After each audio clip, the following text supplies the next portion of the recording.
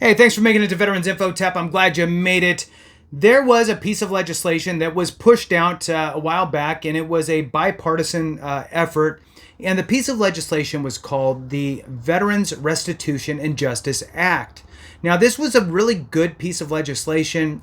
It didn't go anywhere, and I decided to go ahead and reach out to one of the representatives. I actually reached out to both, but I only got a hold of one, and that was Representative Carbajal out of California, and asked his staffer there, hey, what is going on with this piece of legislation? Is it dead on the vine? Does it need to be reintroduced? Where are we at in the process?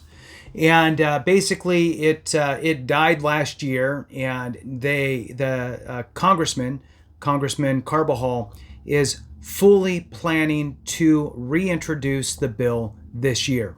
So not sure exactly when. Obviously, with all this, the whole landscape of the political atmosphere, timing, right? So the timing aspect will be part of this, I'm sure. But for those that don't know, I'm going to kind of read through the press release that was when this bill was first introduced back in 2023. Because I would envision it is going to be the same or very close to the same, and it may or may not be reintroduced with Congressman Bacon. I don't know. So we'll see. Anyway, I want to throw on a special thank you to Janice Fictum. Janice, thank you so much for the super comment, super chat. I hope you see this. Thanks again for all your support. I really do appreciate you very much, Janice. And with that, hit the thumbs up for me. Subscribe, share with a friend, all that good stuff. I truly appreciate it. Every thumbs up, every minute watched really does help to expand the reach. This channel is all of us, for all of us. Many hands make light work, and together we can actually, turn a light on here and there so we don't have to wander around in the dark. Your comments are vital, so I appreciate that as well. All right, so jumping into this, again, this is the old press release from this specific piece of legislation, the Veterans Restitution and Justice Act. This was the press release then, and this piece of legislation should be reintroduced this year. All right, so this one, I'll skip the title and we'll just jump into it. Congressman Carbajal and Congressman Bacon, at last time in 2023, were reintroducing bipartisan legislation to expand benefits for veterans who experience sexual trauma during their service. The Veterans Restitution and Justice Act would change the effective date of a veteran's claim to allow veterans who experience sexual trauma during their service to receive retroactive disability benefits starting from the date after their discharge from service rather than the claim file date. Now, a lot of people in the comments have asked about what is the status of the Veterans Restitution and Justice Act, what's going on with it. It died. It died at the end of 2024, essentially. And now Congressman Carbajal was the office I was able to get a hold of. I couldn't get a hold of Congressman Bacon's office. But I did get a hold of Congressman Carbajal's office, and they said that the congressman is fully planning to reintroduce this piece of legislation.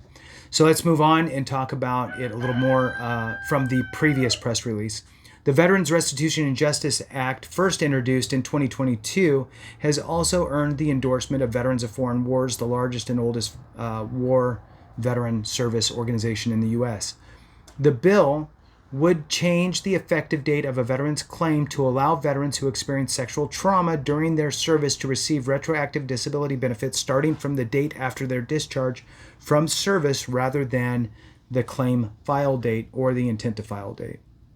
There's a couple quotations here, one from Carbajal and one from Bacon. The one from Carbajal is here. My office and I recently had a chance to work with a veteran from the Central Coast who had finally mustered up the courage to report her own history of military sexual trauma more than 25 years after the incident, only to be told her benefits would only be considered back to the day she spoke up. Our veterans deserve better when it comes to this historically underreported injury, especially as we acknowledge the stigma around this issue. That is why I've worked across the aisle with Congressman Bacon, a fellow veteran in Congress, to craft legislation to deliver restitution for these veterans and survivors of sexual trauma, and justice for the many veterans who we know faced these injuries while serving our nation. The next one is a quotation from Representative Bacon. One sexual assault in the military is too many. Sexual assault in the military leaves behind a wake of trauma, anxiety, and depression. As wing commander at Ramstein, I established the best sexual assault prevention program in the Air Force because I recognize the importance of keeping our service members safe from this kind of violence. For those service members who do tragically experience sexual assault, we should ensure that they receive payment for treatments to help them recover. Changing the effective date from when veterans receive payments is the right thing to do. Moving on, it says currently most benefits provided by the Department of Veterans Affairs are calculated using the day the claim was filed or the intent to file.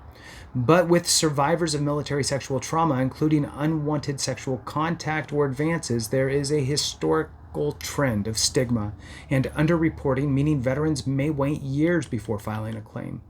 Congressman Carbajal and his team worked with one such case, a female veteran from the Central Coast of California who was granted benefits related to PTSD caused by sexual trauma during her service, but filed a claim more than 25 years after the injury, diminishing the total benefit that she qualified to receive.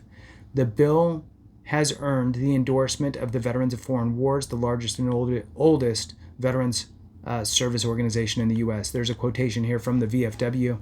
The VFW appreciates the consideration that Representative Carbajal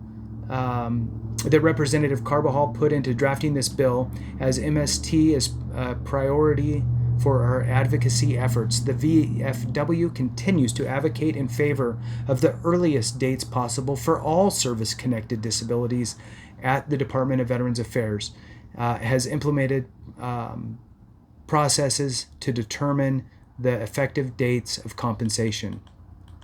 The VA estimates that 1 in 3 female veterans and 1 in 50 male veterans experience sexual trauma in some form during their service.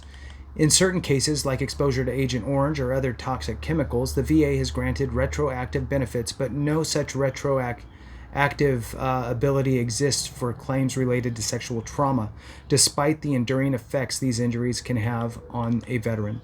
The full text of the Veteran Restitution and Justice Act, which was first introduced in 2022, can be found on the Congressman's website. Congressman Carbajal served 8 years in the United States Marine Corps Reserve, including active duty service during the Gulf War in '92, where he was mobilized to Jacksonville, North Carolina.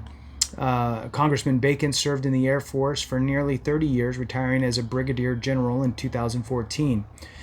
The two lawmakers are part of the Four Country Caucus, a nonpartisan group of military veterans serving in Congress who are dedicated to working together in a nonpartisan way to create a more productive government.